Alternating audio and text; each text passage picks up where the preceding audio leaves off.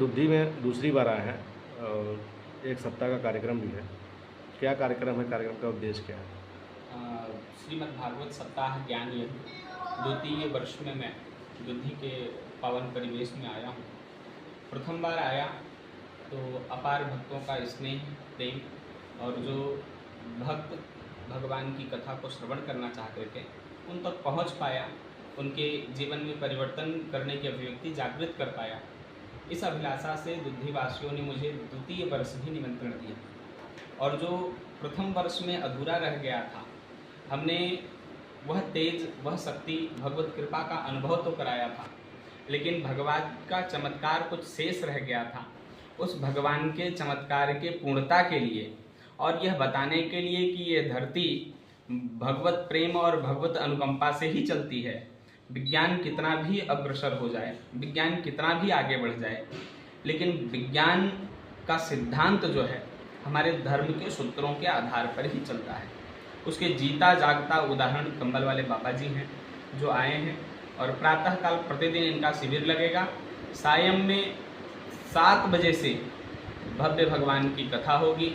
आयोजक मंडली के रूप में समस्त दुद्धिवासी, तिवारी जी, मुखिया जी, मास्टर साहब, आप सब पत्रकार बंधुजन, क्षेत्रवासी जन, सब लोग उपस्थित होकर के भव्य चेतना का अनुभव करेंगे।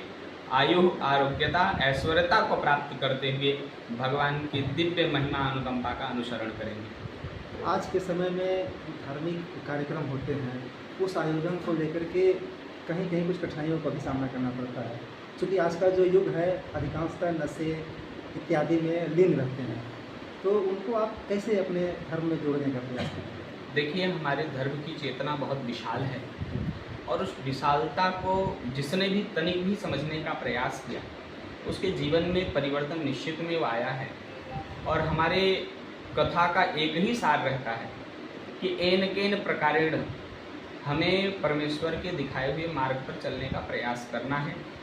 जीवन में सात्विकता को अपना करके सद्भाव, सद्विचार के साथ में प्रकृति के उस आनंद स्वरूप का अनुभव करना है जिसमें हमारा विज्ञान छुपा है, जिसमें मानवता छुपी हुई है, जिसमें संस्कृति छुपी हुई है, जिसमें संस्कार छुपा हुआ है और जिसमें मर्यादा छुपी हुई है। हम बाहरी वेद ग्रंथों को चमत्कार के रूप से नहीं, हम भावनात्मक रूप से प्रस्तुत करके उन युवाओं का जीवन बदलने का काम करेंगे जिन्होंने इस आध्यात्म का राह छोड़ दिया है और आध्यात्मिकता को छोड़ करके एन केन प्रकारेण इधर उधर पश्चिमी सभ्यता का अनुसरण करते हुए भटक रहे हैं।